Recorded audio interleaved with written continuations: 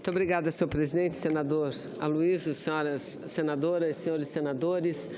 companheiros e companheiras. Vindo à tribuna, senhor presidente, para discutir uma matéria que nós acabamos de aprovar,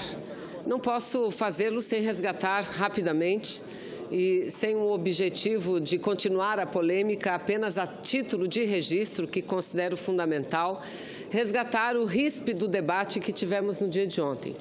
Primeiro, lembrar que a medida provisória foi lida neste plenário no dia 14. E, portanto, por ter sido lida somente no dia 14 e não ter decorridos ainda 2 sessões de debates, nós entendíamos que não estava pronta a medida provisória para ser votada no dia de hoje. E levamos em consideração também fatos ocorridos na semana anterior nesse plenário, onde um acordo foi ignorado e a urgência deste governo, que todos sabem a nossa opinião em relação a eles, porque não consideramos um governo legítimo, foi aprovado independentemente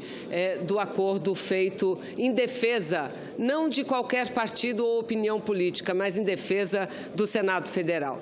Ontem dizíamos, e inclusive chegamos a sugerir, foi o senador Humberto Costa que apresentou a sugestão que fizéssemos a sessão hoje pela manhã, com a garantia da presença de todos os senhores e senhoras parlamentares, a garantia de que nós da oposição não faríamos qualquer ação para protelar a votação da matéria. Por razões elementares e simples, senhores, porque nós somos a favor do conteúdo dessa medida provisória, mas fomos obrigados a ouvir no dia de ontem alguns pronunciamentos que considero não só injustos, mas que considero desonestos, que chamava a atenção da população e tentava jogar a opinião pública, sobretudo agricultores do norte e nordeste brasileiro, que a oposição ao presidente ilegítimo Michel Temer não estava querendo votar essa matéria. Ora, senhores, se tivessem um pouquinho mais de responsabilidade, um pouquinho mais de compromisso com a verdade, teriam, antes de mais nada, falado e abordado qual era o conteúdo da medida provisória 707, medida provisória assinada pela presidenta Dilma, cujo objetivo era exatamente esse: renegociar a dívida dos agricultores brasileiros, sobretudo os do norte e nordeste brasileiro. E mais, uma medida provisória que anistiava dívidas dos agricultores no valor de até R$10 mil.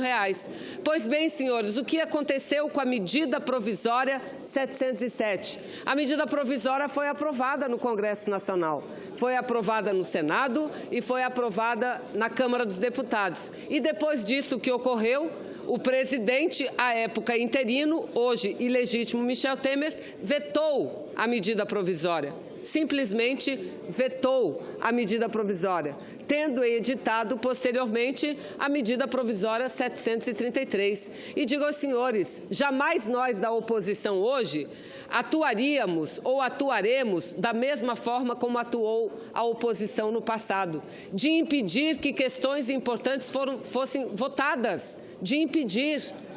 de aí sim procrastinar, com o único objetivo: não dar governabilidade à presidenta Dilma, passar a imagem para o país inteiro que ela havia perdido as condições de governar. Pois bem, nós estamos hoje aqui cumprindo o acordo, senador Aloysio Nunes, cumprindo o acordo, e todos nós falando da importância do conteúdo da medida provisória 733, convertida no PLV 08 de 2016,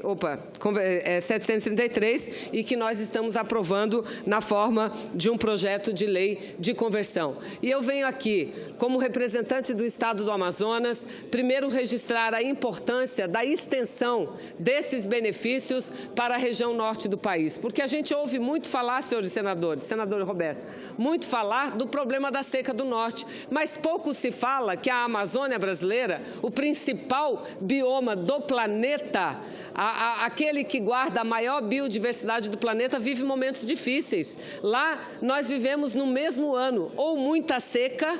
com isolamento de muitas comunidades e perda de produção, ou uma enchente forte, que também isola as comunidades distantes e faz com que se percam a produção. Então, é grave a seca no